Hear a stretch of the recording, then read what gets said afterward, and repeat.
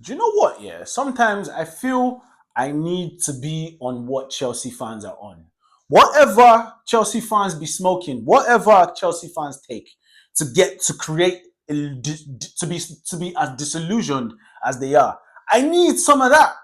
I need that kind of blind delusion that you're able to create a whole reality for yourself where only you lives in that reality. If you've never watched the game, yeah, where Kukurea faced Saka, you would actually think that Kukurea does anything against Saka. Today, all I was here to watch, yeah, was Caicedo versus Declan Rice and Kukurea versus Saka, because these lot, they keep adding Saka to the list of right wingers that Kukurea has handled. And I keep saying how, when, where, and when, what game? What game? And I watched him again today. Kukurea got a yellow card within the first 10, 20 minutes. And I'm just like, what? Is this the same Kukurea? To the point where I'm so sure they had to tell Kukurea, hey, leave Saka alone, bro. Because I wasn't seeing him. It was Saka versus what? Garnacho. Where was Kukurea? Where was Kukurea in this game versus Saka, bro? The Kukurea that these lot big. Anyway, see, Chelsea fans, they're just on some other shit that no one else knows what Chelsea fans are on. They're just in a whole world of their own.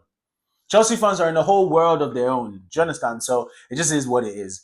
And then Caicedo, you just ruined the game. This is why people call him shin kicker. Like everything about Caicedo is just there's nothing, slick. There's nothing finesse worthy. This guy just even when he shoots, it's all just back, back, back. There's nothing sexy about the guy, bro. There's nothing sexy about the way he plays. There's nothing silky. There's nothing that shows I am so much better than the rest of you in any action. He's just a very high level standard player. He's not in the stratosphere of what Declan Rice is. Declan Rice is just someone that is just built different. He's above all others. Do you understand what I'm saying? Like, so I'm done with all these comparisons. And when the next time I see anyone trying to compare Caicedo with Declan Rice, I'm just gonna ignore it. That's all. That's what such comparison deserves. It just deserves to be ignored because it's a pointless conversation. It's a pointless conversation. Obviously, we didn't win this game, but with the way Chelsea fans were going on, you think they kept just. And I'm so sure. I can't wait to see Chelsea fans talk about how, oh, you couldn't even beat us. You couldn't beat us even though we had 10 men. Really? That is the gas you're about to take off from this game. Not the fact that your best player, Caicedo, was not disciplined enough to make a tackle. Yeah?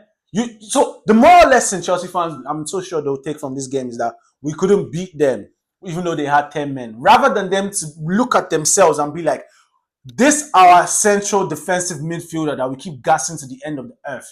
How could he get sent off in the first 30 minutes? Doesn't that mean we're all insane? But no self-awareness for Chelsea fans. And my response to you when you want to try and chat this shit about how I couldn't beat you with 10 men. Number one, it was at Stamford Bridge. And number two, who is the real set piece FC now? And aside from that, there's nothing even to be ashamed of from scoring from a corner. When you're 10 men down, that is the best thing you can do. And you did it. So you get credit for that. And guess what? Chelsea have one of the best defenses in the league. So why will it be a shock, that when they go 10 men down and they sit in a low block, it will be difficult to break them down? Why should that be such a shock? You're playing at home, for God's sake. If you're a big team, you should not if you're truly a high quality team that you're trying to convince the world that you are, you don't deserve credit for not losing when you're a man down. That's the bare minimum. You only get credit if you go ahead to win the game. But you don't get credit if you're such a great team. You don't get no credit for not losing when you're a man down. Because how did you become a man down? It's a team sport, bruh. It's a team sport. If you could get sent off like that, it means perhaps your player or players are not as good as you think they are. So just shut the fuck up. These are my feelings about the game. It was a very tactical game. It was a game where, as I said, Maresca has earned a lot more of my respect. I respect him, and I guess as usual, we just have to attribute it to the Pep Guardiola school of football, right? Where we attribute Mikel Arteta, Vincent Kompany, Enzo Maresca's talents to, and maybe some can even say Xavi. Do you understand what I'm saying? So it's just like I was impressed. And low-key, when they got that red card, I was low-key expecting Maresca to capitulate the way he did against Brighton and Man United. But like, fam, if you're on your road to being a top team, this is what I've seen with Arsenal. You will go through that period where your players want it so much that they do stupid shit like that. So just accept it and just, hey, it's calm. We'll see you at the Emirates. We will see you at the Emirates. If this is all you had to offer at home, because guess what? As usual, yeah, the same Chelsea fans that will talk about how they were 10 men down, they will completely ignore the fact that we also had context as well. That wasn't our fault.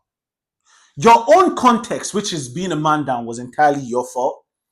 But the context against us was not our fault. We came into this game without our starting centre backs. That doesn't mean anything, right? That doesn't mean it. We came into this game with Merino, a midfielder. Listen, when we started Merino against Liverpool, people were talking about how Mikel Arteta was being defensive because he played 3 DMs. So don't now come and act as if you don't see Merino as a DM just because he's scoring goals, right? So we came into this game with a DM, the same DM that played against PSG in the semi-finals, but nobody ever cares. Nobody ever cares about context when it comes to Arsenal. I've become so disillusioned to our context at this point because last season broke me. Last season made it such that nothing can happen again that will make me feel any kind of way in terms of unfair things happening to us. Because guess what? It's been a year. It's been a year since Arsenal had players sent off for kicking the ball away. It's not happened to anyone else in any league, in any competition, in any level of the sport since then. It happened twice to us. Do you know what that does to my? Do you know what that did to my spirit? Do you know what that did to my resolve? It made me completely disillusioned to any kind of context. All that matters is, cool. Every fan base, whenever Arsenal is playing, is always this great upper long. There's always this great hate watch. There's always this great rooting for the other team. Everybody's just always against us. And you can lie and act as if that's not the case. Because you would say, because our fan base are this, our fan base are that. But if you look at the numbers, we've accumulated the most points over the past 3 years, which means statistically, based on consistency and based on the amount of games we've won and the amount of games we've lost, we have been the best team. So anything you think we're chatting that sounds like arrogance, it's not misplaced. It's not empty. It's not for no reason.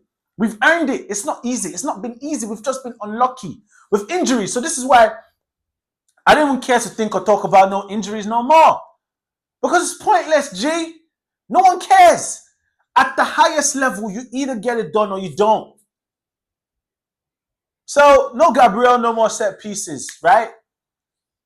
But we just have to keep it pushing. There's no allowances for no excuses. There's no allowances for context. We just have to do what we have to do. That is the name of the game.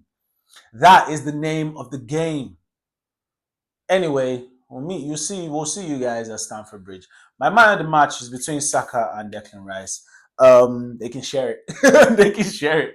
And from the Chelsea point of view, Reece James, I guess. He was just so good. He was so immense. But hey, he's a midfielder. I don't want to be here, no. Timber is the best right back in the league. For chatty. I don't care about none of these things. We just need to win. All right, this was just November. Do you understand? Nothing is won or lost in November. We just need to win. Let's just keep it pushing and just face Brentford on Wednesday and see where we're at, man. Because it's been a very tough, emotionally, mentally. It's been a very emotionally tough, mentally tough, and physically tough game. Do you understand?